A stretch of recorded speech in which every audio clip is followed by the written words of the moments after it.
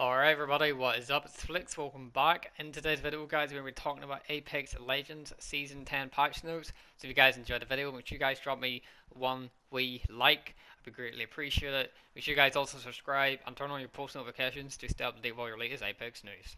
So this update goes live on the 3rd of August, whenever Season 10 actually gets revealed.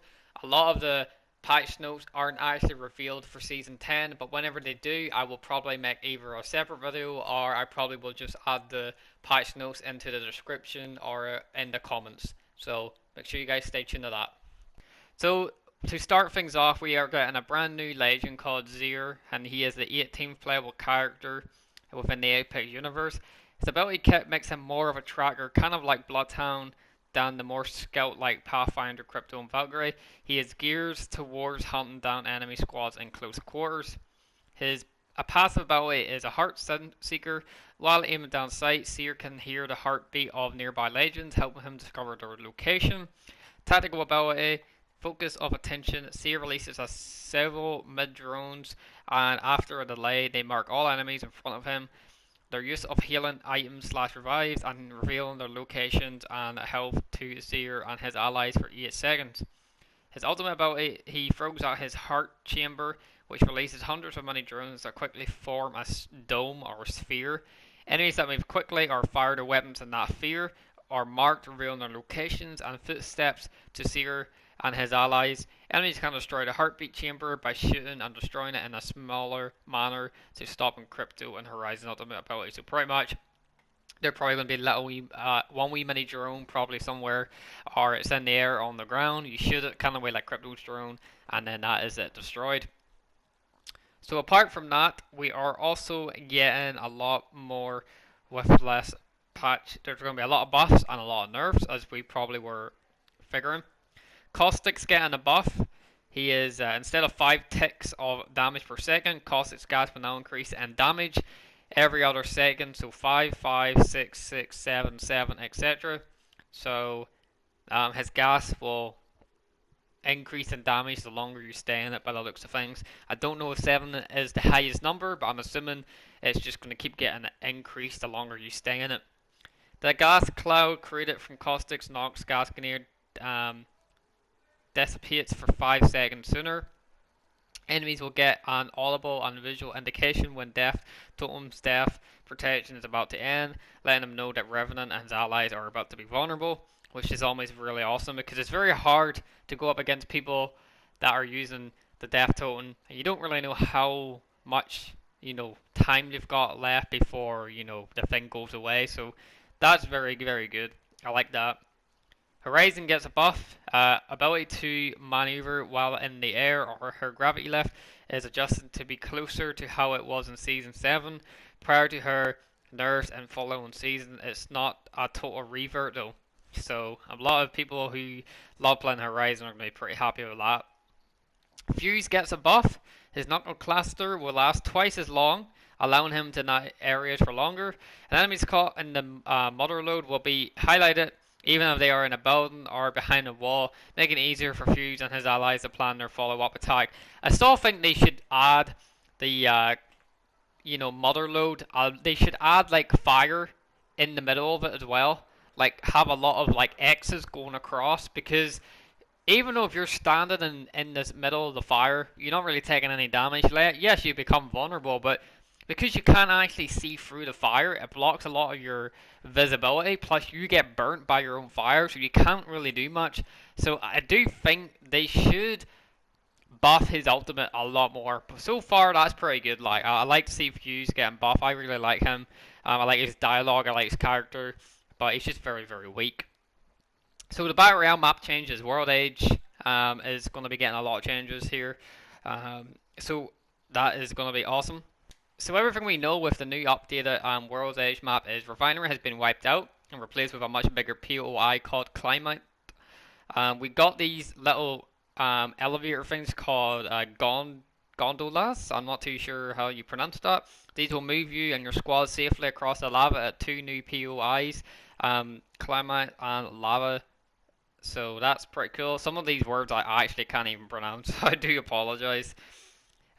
Sorting Factory has been swallowed up by a massive sinkhole and replaced with a big POI called Lava Siphon.